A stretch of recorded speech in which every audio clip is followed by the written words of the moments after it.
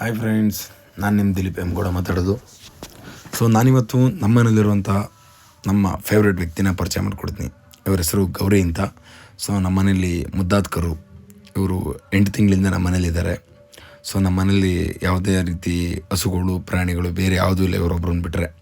So ಇವ್ರನ್ನ ಮಾತಾಡಿಸಿ ಅಲ್ಲಿಂದ ನಾನು ಮತ್ತು ಸ್ವಾಮಿ ಇಬ್ಬರನ್ನು ನಮ್ಮ ಊರಿನ ಬೆಟ್ಟದ ಮೇಲೆ ಇರುವಂಥ ನನ್ನ ಫೇವ್ರೆಟ್ ದೇವರು ಸೊ ಶ್ರೀ ಗವಿಗಂಗಾಧರೇಶ್ವರ ಟೆಂಪಲ್ ಹತ್ರ ಹೊರಟು. ಸೊ ಬನ್ನಿ ಇವತ್ತು ನಮ್ಮೂರಿನ ದೇವಸ್ಥಾನ ಯಾವ ಥರ ಇದೆ ತೋರಿಸ್ತೀನಿ.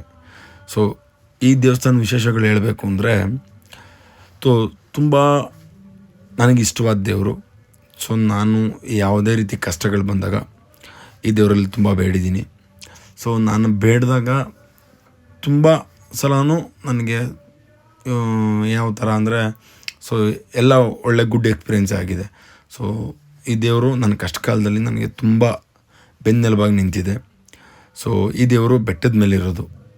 ಸೊ ನಾನು ಯಾವಾಗಲೇ ಬೆಂಗಳೂರಿಂದ ಊರಿಗೆ ಬಂದ್ರೂ ಕೂಡ ಪ್ರತಿ ಸಲ ಒಂದು ವಾರಕ್ಕೊಂದು ಸಲ ಬೆಂಗಳೂರಿಂದ ಬಂದ್ರೂ ಕೂಡ ಸೊ ನಾನು ಈ ದೇವಸ್ಥಾನಕ್ಕೆ ಹೋಗಿ ಕೈ ಮುಗಿದು ಕರ್ಪೂರ ಹಚ್ಚಿ ಹೋಗೋದು ನನ್ನ ಪದ್ಧತಿ. ಯಾಕೆ ಅಂದರೆ ನನ್ನ ಕಷ್ಟದ ದಿನಗಳಲ್ಲಿ ನನ್ನ ಜೊತೆ ಇದ್ದಿದ್ದು ನಮ್ಮ ಅಪ್ಪ ಅಮ್ಮನ ಬಿಟ್ಟರೆ ಈ ದೇವರು.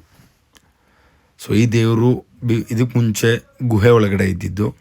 ಈಗ ಆ ಗುಹೆಗೇ ಲಿಂಗ ಮತ್ತು ಒಂದು ಮೂರ್ತಿನ ಕೆತ್ತನೆ ಮಾಡಿ ಸೊ ಈ ದೇವಸ್ಥಾನನ ಕಟ್ಟಿದ್ದಾರೆ. ಸೊ ಮೊದಲು ಈ ದೇವಸ್ಥಾನ ಇರಲಿಲ್ಲ, ಕಲ್ಲು ಬಂಡೆ ಒಳಗಡೆ ಇದ್ದಿದ್ದು. ಮಾಮೂಲಿ ನಿಮಗೆ ಗೊತ್ತಲ್ಲ, ಹಳೆ ಕಾಲದಲ್ಲಿ ಕಲ್ಲುಗಳಲ್ಲೇ ಮೆಟ್ಲಿದ್ದಿದ್ದು. ಇವಾಗ ಒಂದು 4 ಇಯರ್ಸ್ ಆಗಿದೆ ಈ ದೇವಸ್ಥಾನ ಮಾಡಿ. ಇಲ್ಲಿ ನಮ್ಮ ಚನ್ನರಾಯಪಟ್ಟಣ ತಾಲೂಕಲ್ಲಿ ತುಂಬ ಫೇಮಸ್ಸು ನಮ್ಮ ದೇವಸ್ಥಾನ. ಸೊ ಈ ದೇವಸ್ಥಾನಕ್ಕೆ ಬರಬೇಕು ಅಂದರೆ ನೀವು ನಾರಾಯಣಪುರ ಗವಿಗಂಗಾಧರೇಶ್ವರ ಟೆಂಪಲ್ ಅಂತ ಗೂಗಲ್ ಸರ್ಚ್ ಮಾಡಿದ್ರು ಕೂಡ ಈ ದೇವಸ್ಥಾನ ಸಿಗುತ್ತೆ. ಸೊ ಅಲ್ಲಿ ಮುಂದೆ ಇದ್ದಂಥ ಬಸವಣ್ಣಂಗೆ ಕೈ ಮುಗಿದು ನಾನು ಮತ್ತು ಸ್ವಾಮಿಯವರು ಅಲ್ಲಿ ಇದ್ದಂಥ ವ್ಯೂನ ನೋಡೋಣ ಅಂತ ಬಂದು, ನಿಮಗೆ ನೋಡ್ತಿದ್ದೀರಲ್ಲ ಇಲ್ಲಿ ಗ್ರೀನ್ ಟೈಮಲ್ಲಿ ಬಂದರೆ ಒಳ್ಳೆ ವ್ಯೂ. ಇದು ಇವತ್ತಿನ ಲಾಗ್ ಆಗಿತ್ತು. ಥ್ಯಾಂಕ್ ಯು ಸೋ ಮಚ್ ನನ್ನ ವಿಡಿಯೋನ ನೋಡಿದ್ದಕ್ಕೆ. ಸೊ ಇದೇ ಥರ ಹೆಚ್ಚಿನ ವಿಡಿಯೋಗಳಿಗಾಗಿ ನನ್ನ ಚಾನಲ್ನ ಸಬ್ಸ್ಕ್ರೈಬ್ ಮಾಡಿ, ಲೈಕ್ ಮಾಡಿ, ಶೇರ್ ಮಾಡಿ, ಕಮೆಂಟ್ ಮಾಡಿ. ನಿಮ್ಮ ಫ್ರೆಂಡ್ಸ್ಗಳಿಗೂ ನನ್ನ ಚಾನಲ್ನ ಸಬ್ಸ್ಕ್ರೈಬ್ ಆಗಕ್ಕೆ ಹೇಳಿ. ಇದೇ ಥರ ಹೆಚ್ಚಿನ ವಿಡಿಯೋಗಳು ಮುಂದಿನ ದಿನಗಳಲ್ಲಿ ಬರ್ತಿರುತ್ತೆ.